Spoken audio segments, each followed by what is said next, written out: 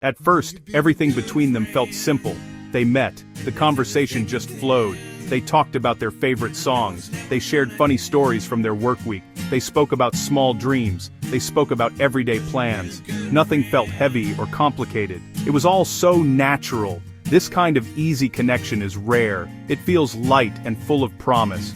She found herself smiling long after their conversations ended. They shared small memories from their childhoods. He spoke about his first bike. She told him about her favorite holiday. These were not deep life-changing stories. They were simple pieces of who they were. Yet with each shared piece, the bond between them grew a little stronger. It felt like they were building a bridge, one small, sturdy plank at a time. The lightness of it all was what made it so special.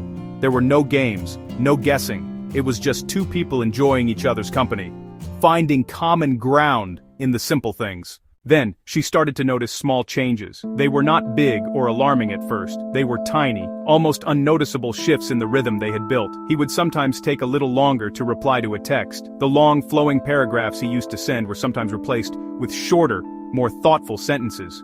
He was still there, still warm, but there was a new quality to his presence. A quietness had crept in. It was like the volume of their easy conversation had been turned down, just a little bit. She also noticed it in his eyes when they were together. There was a new depth there, a pensiveness. He would look at her, and it felt different than before. It was not a casual glance. He would pause for a second longer before answering a question. It was not a hesitant pause, but a considered one. What she could not see was the world that was shifting inside of him. The connection was growing stronger for him too. In fact, it was growing so strong that it started to surprise him. He found himself thinking about her at random times during the day. A song on the radio would instantly bring her smile to his mind. He would be in a meeting and remember a funny thing she said, and have to stop himself from laughing. These thoughts were not intentional. They were happening on their own, weaving her presence into the fabric of his daily life. This new feeling was exciting. It was a powerful wave of warmth and connection that he had not felt in a long time. For many men, this depth of feeling can be both exhilarating and unfamiliar. It feels good, like discovering a new and wonderful part of life. The thought of her brought him a genuine, uncomplicated joy. He felt a pull towards her that was more than just simple attraction. It was a feeling of rightness, a sense of coming home to a place he didn't even know he was looking for. But with that powerful joy came a shadow of fear. The intensity of his own feelings startled him. He had not planned for this. This was not just casual dating anymore.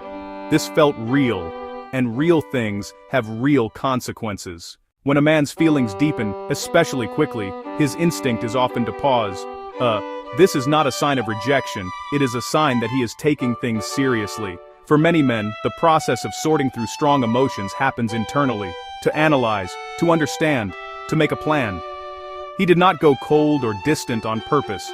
He became quieter because his mind was loud. He needed to turn down the external noise so he could hear his own thoughts more clearly.